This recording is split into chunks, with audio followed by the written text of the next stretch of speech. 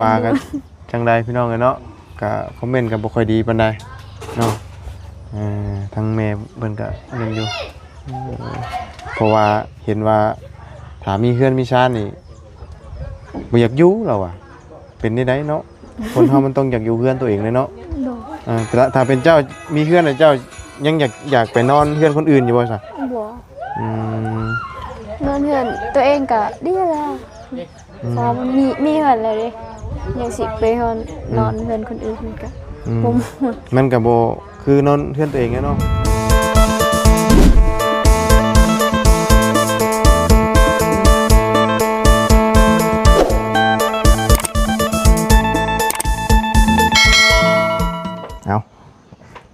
คำมาได้เย็นจ้อยแล้วบาทนี่เพราะว่าเริ่มแล้วพี่น้องเริ่มเย็นมีเฮงจ้อยเขาได้ยามตอนค่ำตอนแรงเนี่ยเนาะเอาพอดีว่าสิเข้าไปเฮือนนั่นล่ะบุษบาเพิ่นแต่ว่าว่าสิไปนี่แหละพี่น้องจ่ายค่าไม้ค่าตอกทั้งประจันแล้วเพิ่นออกไปเลยเนาะตอนนี้แต่ว่าเดี๋ยวพ่อกันเท่าน่ะจังสิจ่ายเนาะยังไม่ได้จ่ายพี่น้องเนาะเรื่องค่าไม้แล้วก็พอดีมีทั้งเมย์เราฝากเงินมาว่าให้ซื้อสิ้นดาดพี่น้องเนาะแล้วหมูกระทะไปกินฮิมเซ่ว่ะเนาะกับทีมงานกินฮิมเซ่เลยเนาะแต่ว่ามันบ่ว่างพี่น้องเนาะหมู่ครูแต่ละคนกันเล่นพุ่นเล่นที่อยู่เนาะมันยังบ่ครบกันให้ซื้อไปกินอยู่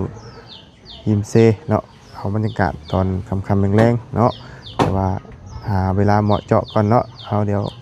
พุ่นละคำว่านั่นก็ช่วงไปเห็ดเขื่อนเห็ดซ่านมาแล้วพี่น้องเนาะจักจะเป็นจังใดดังนั้นก็ได้เอาคนอื่นก็กราบสบายดีและสวัสดีพี่น้องกันเด้อสุขุสุคนพี่น้องเนาะเอาจังใดกับเป็นจังใดถามข่าวครับทางกันละน้องจันก่อนพี่น้องคือว่าเซอร์ไพรส์วันเกิดอีกเซอร์ไพรส์อย่างเด้พี่น้องเนาะเห็นทางมาบุญสารวัตรลงคลิปไปว่าเซอร์ไพรส์พร้อมน้ำตาว่าเนาะเป็นจังใดพี่น้องเอ้ยกำลังหดผักหดหญ้าแล้วอยู่ถั่วหมกแตงเนาะ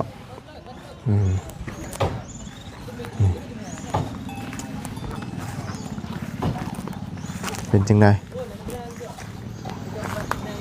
คุณตาได้กินนะบ่โอ้งามเนาะตัวนั้นเนาะประกาศซองโอ้จักชิเมนไผปลูกแน่ตัวนี้บ่ไผปลูกแน่นี่นะมีแต่แม่บ่แล้วลูกบ่ได้ปลูกจักคนแสดงว่าปลูกบ่เป็นนะลูกนี่เนาะแม่นบ่โอ้พอจังว่าเป็นแถวจับเจือคำลูกแล้วปลูกคือสิบ่แม่นแบบนี้เนาะคือสิแม่นพี่น้องเอ้ยเอาหดก่อนเนาะต้องหดยามตอนแรงนะพักหญ้าขาหุ่นนี่ก็ว่าหดตอนเย็นนี่มันเหี่ยวเนาะผู้มากับทั้งนั้นผู้พี่น้องเอ้ยหั่นต่ำอยู่แล้วฮะเรื่องกับข้าวกับน้ำนี่บ่กินก็บ่ได้เลยล่ะขาล่ำเลยเราเนาะจังได้มื้อนี้หมักแตงบ่เลยเนาะโซนนี่เนาะโอ้ยใช้สมักทั่วตัวได้หมักทั่วบ่มีเลยเอาคือบ่เปิดสายน้ำมาใส่เนาะยันมันแห้งอย่ามันแห้งพ่นบ่อ๋ออย่ามันแห้งอย่ามันตายเนาะอย่ามันหากมันกลนไปเบิดไหลลุไหลล่วงของเรื่อยๆนี่นี่แหละหมักแตงเนาะสิได้กินอยู่หมักแตงนี่ปลูกพอได้กินอยู่แล้วมันจะประกาศเลยอันนี้คือสิแม่นเพิ่นปลูกแบบว่า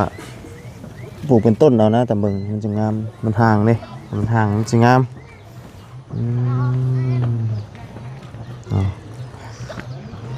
คดมือหนึ่งจักเทื่อฮะสองเทื่อเศร้าแรงใช่ป่ะอ๋อตอนเศร้าตอนแรง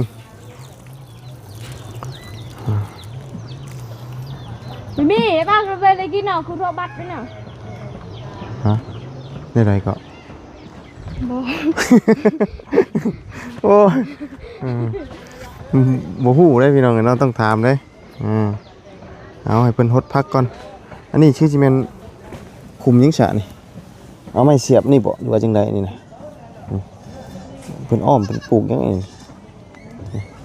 เป็นคุมของพริกบ่เนาะผักขี้เหล็กนี่จังหน่อยก็ได้แกงแน่นี่เพราะว่าตัดต้นมันเด้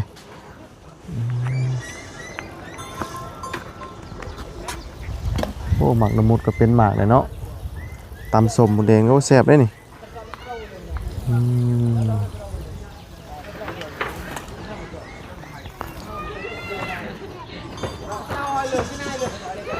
ไม่ได้ไปไซบ่มานี่ฮะ เฮ็ดเวียก ฮะเอานี่ไม่ก่อนไม่ได้ยินเสียงเลยนี่เนาะเห็นเวียกอย่างก่อนมันนี่เกี่ยวกับหยังเตรียม เวียกซอยละซาว เตรียมงานอันนั้นบ่ โดย งานแต่ง โดย มื้ออื่นนี่บ่มื้ออื่นนี่มื้อ โอ้บ่แม่นมันจัดนี่ วันจันทร์ โดย มื้ออื่นวันอาทิตย์ มื้ออื่นวันที่28เนาะ โดย เอาหดน้ำพักก่อนเดี๋ยวจึงถามหดพักหดหญ้าอันนี้คุมมันเป็นคุมปลูกยังไงนี่นะฮะบ่ปลูกยังนี่นะ มักเพชร มะเพชร โดย อ๋อคือแบบว่าปลูกเป็นเม็ดเอาเลยบ่ได้เห็นว่าอันหวานก่อนจังมาปลูกเนาะ โดย เฮ้ยคือว่าเห็นว่าไห่มันนี่เป็นหยัง ใส่ ฮะ ใส่ ไห่บ่มันนี่นะบ่ได้ไห่บ่ใช่เบิ่งบ่จบบ่ใช่เนาะโดยเดี๋ยวเขียนทางว่าอุ่นสารวัตรว่าไห่ว่ะแม่นบ่ เราเซอร์ไพรส์ยังน่ะ สปอยของควรวันเกิด เราเซอร์ไพรส์ยังของขวัญวันเกิด เงิน วันเกิดมื้อนี้ มืออื่น ครบจักปี 17 ปี 17 ปี โดย เกิดวันอาทิตย์บ่บ่นำครบรอบชื่อเนาะ โดย เกิดวันที่28เดือนธันวา17 ปีพอดี โดย โดยเอ้าพอบุญเราคือฮู้ว่าวันเกิดเจ้าแล้วก็ในคลิปบ่ โดย โดยก็ได้มีทั้งผู้ใหญ่เพิ่นฝากเงินมาให้ โดย เอาเนาะก็ถือว่าได้เงินไปช่วยดองได้นี่เนาะมีจังงานอยู่ในบ้านนี่ งานหนึง เฉพาะงานเดียวอันญาติพี่น้องนี่บ่ โดย มื้อนี่แสดงว่าเบิดมื้อได้เลยนี่เนาะซอยเวียกเนาะมื้อนี้ก็เพิ่นบ่ได้อันนั้นบ่ได้อันว่าอันงานอีหยังอยู่บ่มื้อนี้นะมื้ออื่นนะบ่ ก็เฮ็ด เปิดตู้เปิดหยังบ่มื้อนี้หรือว่ามื้ออื่น มือก็บ่ฮู้คือกันข่อยยัง โดยอันนี้เป็นมะพริกเนาะ โดย สิได้กินอยู่บ่สิได้กินง่ายอยู่บ่มะพริกนี่คือสิโดนอยู่มะพริกนี่เนาะแต่ว่าอันนี้บักแตงมาเลยเนาะเอาหดเลยหดให้มันแล้วดูได้เนาะหดผักหดหญ้าถ้าว่าเปิดสายยางมันสิแห้งโพดบ่ โดย เลยตักเอาแต่ว่าเฮาเปิดอันใส่บัวเอาก็ได้ที่เปิดอันใดก็เอาสายยางใส่อันบัวนี่ได้มันจังไวหดจากแล้ว เฮ็ดนั่นก็ได้ เอาเปิด พอ สาย ได้อ ยา อง กกำลังกาย แม่นบ่ ตุ้ยลายเลยติตุ้ยลายบัดนี้ กินลายวะตุ้ยเตี้ยตุดปุดอยู่บัดนี้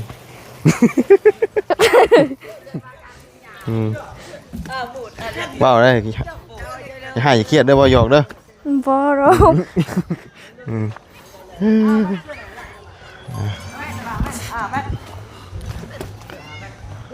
ตัวนี้ประกาศซองคือกัน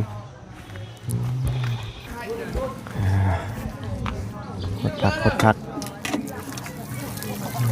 อันนั้นพักยังพักยังก็พักกู้บ่ บ บ่ฮู้คือกันจักผักหยัง ฮะ บ่ฮู้คือกันจักผักหยัง เอาผักหยังก็เอาผักเป็นขั้นสมนะ คือผักบัวหั่นเด้ คือผักบัวแต่เหมือนผักบัวเนาะ แม่น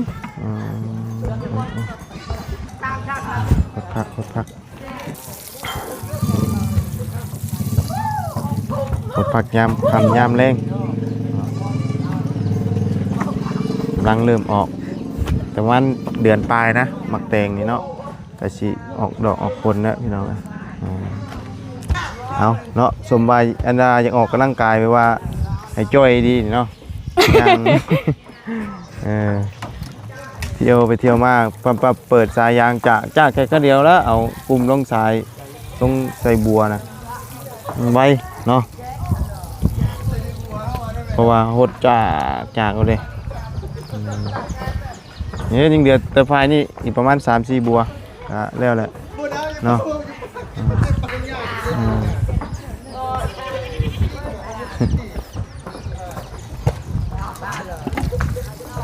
อันนี้เป็นบัตรเชิญข้างในบ่อันนี้นะซองใส่บัตรเชิญบ่ โดย อ๋อบัตรเชิญช่วงนี้มีแต่งานดองงานแต่งนะหลายเลยช่วงนี้นะโอ้ยใส่ก็มีเป็นเดือนเลยเดือน ที่ แต่ง 6นี่ก็งานดองอีก ฮะ วันที่6นี่ก็งานดองอีก งานดองอีกอยู่บ้านนี่บ่โอ้หาเงินมาใส่ช่องอีกได้เนาะ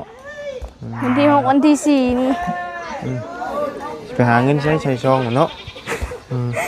ยากเลยเนาะเงินหายากอยู่เดือนนี้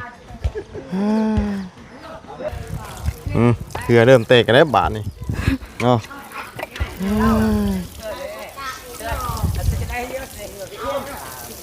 เพื่อได้เฮ็ดเพื่อนเรื่องกันต้องบุญเพิ่นกันเพราะสิได้แวะกินนี่ดอกทำมันเป็นหมากนะทำสิบ่อันเน่าตายก่อนยันแต่มันเน่าตายก่อนได้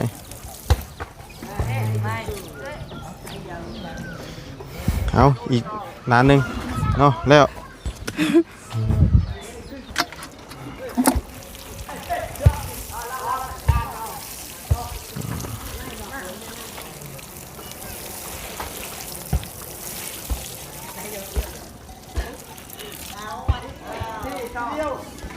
แล้ว โดย แม่นบ่จบแล้วมื้อนี้เนาะมีแต่ว่าตอนเช้าอยากให้ไว้ชุดน่ะมีแต่เอาสายน้ำเปิดใส่บัวจากกูโลดนี่ค่าเดียวบ่ต้องย่างเรื่อยมันสบายเด้พอเฮาเปิดใส่อันใส่บัวนะมันสิบ่ล่มถ้าว่าเฮาเปิดใส่สายยางโลดมันสิทางเหงามันเนาะมันก็สิบ่ทางถ้าว่าใส่บัว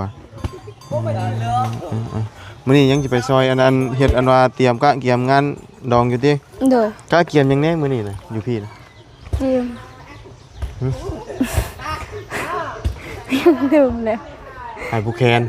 แม่นใส่ผู้แคนแล้วก็ยังมีอีก มีหยังแน่อยู่พี่เพิ่นก็มีอันนั้นคือกันบ่พักผ่อนคือกันบ่ยันว่าบ่มีพักผ่อนแบบเดียวกันเหรอวะมันกับอันว่าอันทางคนดาวลุมเพราะว่าบางหม่องบางบ่อนกับบ่คือกันนะทางนี้นะเขากับบ่ฮู้คือกันเอาอัดเนาะอัดก่อนทางนั้นกำลังเฮ็ดอยู่เฮ็ดกินอยู่เนาะพักแล้วแหละอันนี้ก็สูงจับบัดนี้เนาะฝนตกลงมานี่ว้าวฮึบ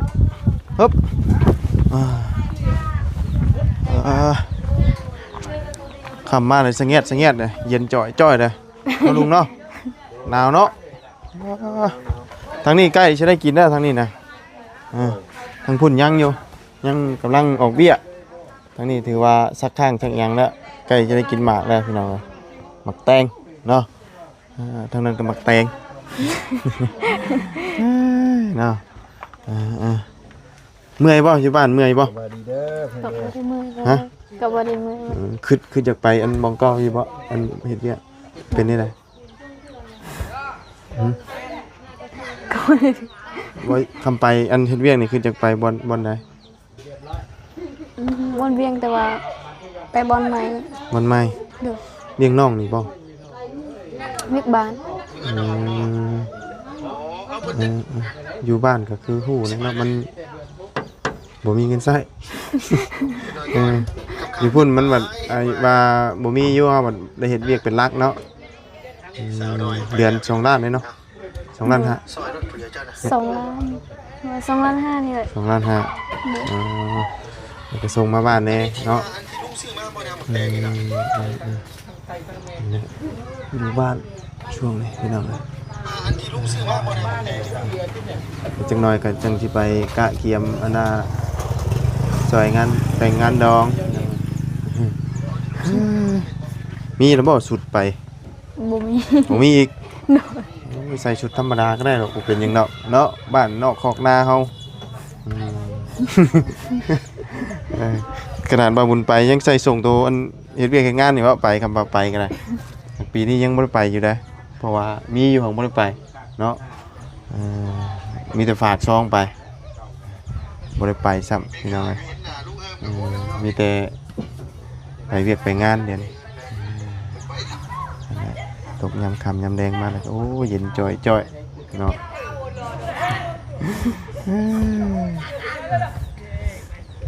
ไปขึ้นมันก็ไม่ได้ไป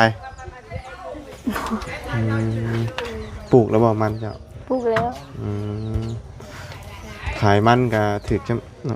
ยังก็ขายได้ล้านห้าฟอร์ดล้านห้า โดย จ่ายค่าแก้รถ300,000แล้วอันเฮงอันเฮ็ดนี่ก็บ่ได้เด้อ บ่ได้ เนาะ คุณนี่ว่าไปหาเซนูว่าได้บ่ถืออยู่บ่ ถึกอยู่ ท่านนะได้จะตก บางมือก็2โต๊ะบางมือก็โต๊ะนึง ไปหากูมือนะน้องเจ้าเนาะ โดย ลูกได้บุญได้ แล้วไปก็ไป ก็มีใครบ้านนี่ เอ้าแต่เฮาแต่ยังน้อยก็มักใส่ได้ใส่กับหนูเนาะ ได้บ่ได้กับไปติ บ่ได้ก็ไปนะมันม่วนเด้อยากไปนะคำว่าให้เข้าโรงเรียนนี่ขี้คร้านเนาะคำให้ไปใส่กับหนูหรือว่ายิงกระปอมนี่มักผม ตะก่อนบ่ที่ ฮะ ยิงตาบ่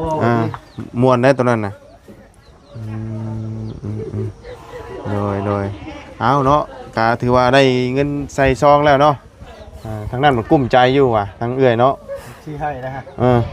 จักซองเพิ่นโดนไปจักซอง ช่องแล้วว่ะ ซองเลย ช่องแล้วว่ะสมมุติเมื่อกี้ก็บ่มีไปเมื่อกี้นี่ก็กุ้มใจได้อ้ายเอ้ยกูยืนใจช่องแล้ว เพราะว่า กับพี่พอดีกระดองแล้วแบบข่อยก็ได้มอบก็ได้เล่ากันเมื่อกี้นี่ไหวแล้วล่ะบ่ได้ว่ะที่ตายแล้วกูที่ไปทางใดแล้ว เมื่อวานจะพายได้เมียก็โอ้เรามีแต่บุญงานดองคือกันเหรอวะมีแต่ใส่ซองเหรอลูกก็บ่สบายอีกบ่สบายแห้งอยู่ไข้ขึ้นสูงครับ ว่าคือเฮาแบบคือทีมงานเนี่ยมีโดยเฉพาะว่าง่ายมีชื่อซะมีชื่อมีเสียงซะแบบงานไหนงานนั้นบ่มีคำบอกพระ แม่น จักจักตลอดก่อนนะ มีซองเลยเดี๋ยวนี้นะแต่ก่อนตะกี้บ่ได้มีเลย มีผูกแขนผูกยังอะไรก็แล้ว เดี๋ยวนี้อยู่ไกล สิใส่50มันก็บ่คือว่าต้องเป็นแสนคันว่าแบบงานแบบแบบนี้น่ะแม่นอยู่แบบ50ก็ได้ใช่อยู่ข่อยล่ามแสนนี่แหละเฮ็ดได้ตามกำลังเฮานี่แหละเฮาก็อย่าฝืนหลายเนาะฝืนหลายบ่ได้ของในนี่นะใส่ตามกำลังเฮามีเฮามีจำาใดเฮาก็ หมู่มาก็มีติคิดแบบนั้นก็บ่ได้เด้อบุญคิดแบบนั้นก็บ่ได้อีกคิดว่าในพิษได้ฉันคิดแบบคิดว่าพิษก็คิด ใส่ตามกำลังเฮานี่แหละบ่ต้องฝืนหน้าบ่ต้องว่าโอ้ย่านว่านั่นนี่หั่นน่ะเนาะใส่ตามกำลังเฮา ใช่ล่ะ โอ้ไปหาบุตรสบาบ่ สบายแล้วจนงานเนาะ ง านใหญ่เข้าไปแล้ว บุตรสบากันจังใดพี่น้องเนาะก็คอมเมนต์ก็บ่ค่อยดีปานใดเนาะทั้งแม่เพิ่นก็นั่นอยู่เพราะว่าเห็นว่าถ้ามีเฮือนมีชานนี่บ่อยากอยู่แล้วอ่ะเป็นได้เนาะคนเฮามันต้องอยากอยู่เฮือนตัวเองเลยเนาะแต่ถ้าเป็นเจ้ามีเฮือนน่ะเจ้ายังอยากไปนอนเฮือนคนอื่นอยู่บ่ซะบ่นอนเฮือนตัวเองก็ดีแล้วพอมันมีเฮือนแล้วเด้ยังสิไปนอนเฮือนคนอื่นมันก็บ่ มันก็ คือนอนเพื่อนตัวเองไงเนาะ โดย เพราะว่าเพื่อนเฮานี่มันนอนรับคักเลยบ่ต้องกังวลนี่หยังแม่นอยู่นอนเพื่อนคนอื่นนี่นอนได้เนาะแต่ว่ามันก็คือฮู้อะนะหมู่บางเทื่อหมู่ตื่นเช้าโตยังบ่ตื่นบัดนี้เนาะนอนโกนกูกึกอยู่ บ่ได้แล้วเพราะนอนเพื่อนเพิ่นเนาะ โดย เอาเราบ่อยากอยู่ก็สุดแล้วแต่เราดอกเนาะเฮ็ดให้น้องให้นงให้พ่อเราเนาะอยู่ได้จ้ะพอดีทางผู้ใหญ่เพิ่นก็ได้อันนั้นแหละพี่น้องเอ้ยเนาะ ยังบ่ได้เคยไปพ่อน้องเราจะคืออะไรน้องน้องชายเราคนนี้ เพิ่นก็ยังบ่ได้พ่อเลยเดี๋ยวน้องเราลุมันได้ไปใส่กับกูมือได้เนาะไปใส่กับหนูพอได้อยากได้กินนั่นแหละพอได้เลี้ยงพ่อเราก็ได้พ่อเราก็ป่วยเนาะ น้องเราอายุจักปีได้กันนะ ได้แล้ว13 14นี่ โดย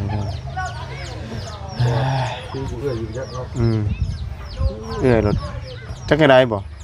ถามยังกับผู้จักลืมมาแล้วล่ะว่าโอ้ข่อยกับบ่จักก็เมาแล้วข่อยก็ไปบ่เป็นได้โอ้นี่แหละที่ว่าบ่ได้ไปน่ะเนาะ ก็ฝึกมา อันนี้บ่อยู่บ่ ว้าฮู้จักกันบ่ชั่วไปนั่นบ่ชั่วมือนี่นะป้าโต เนาะบ่อยู่บ่ ผ่านมาไปแท้นี่ฉันได้แม่ บ่อยู่บ่เจ้าไปให้จ้ะ ถ้าบ่อยู่บ่สมมุติเราหน้ามันอยู่แล้ว เจ้าคือเล่นมาไว้เด้อจ้ะฮะ เมื่อยนะนี่เมื่อยแล้วแปลงจรดไปที่ไหนก็แปลงจรดมือเองมือดำอยู่อยากเล่นไปได้แต่มึงแสนในเขายี่จะเล่นได้หาเหมือนมึงแสนหาดีไปขึ้นว่าเช้านี้เขาอนุญาตอนุโลมหรือไว้ โอ้ อนุโลมเขาว่าคุณน่า ข่อยเล่น50วะโอ้คำโบกกินข่อยมื้อนี้บ้าว่ะอะไรต้องไปเขาไม่ได้จับกุมไว้มื้อนี้ จับคือเก่า จับบ่ คือเก่า จักรแลน60เพิ่นบ่จำ50 จักรแลน60เขาจับกุมไว้50แต่60 80ติ60 80 100 110 120สิ ก็ยังตอนนั้นข่อยค้านไปเพิ่นยังเอา โอ้สุดแล้วได้มือเพิ่นก็บีบก็ตายคายก็รอดทันแล้วตู้ ของแนวเสียบ่ได้มีใบสั่งเนาะ เอาซะเนาะมีแต่อันแหละพี่น้องเอ้ยจังไดก็พุ่นน่ะพ่อวันจันทร์เพิ่นน่ะจังสิอันน่ะเอาเงินค่าไม่ค่าหยังให้เพิ่นพี่น้องเอ้ยเนาะไปจ้ะเนาะยันว่าเจ้าพาไปอันน่ะ ไฟลูก ยังผ่านผู้แคนเนาะจะได้เห็ดอยู่บ่มื้อนี้ ยังบ่เฮ็ดแล้ว น้อยหาพ่อกันไหมเนาะ โดยสบายดี ไปสาพี่น้องเนาะจังไดกันล่ำลาเด้อเนาะมาเบิ่งผักแล้วแตงแล้วก็ใกล้จะได้กินแล้วนี่โอ้เราใส่วิตามินซีให้มันได้เนาะเขียวลืมอยู่นี่ไปสาพี่น้องจังไดก็พบเจอกันใหม่เนาะขอบคุณพี่น้อง FC เด้อที่กำลังติดตามรับชมไปแล้วพี่น้องสบายดี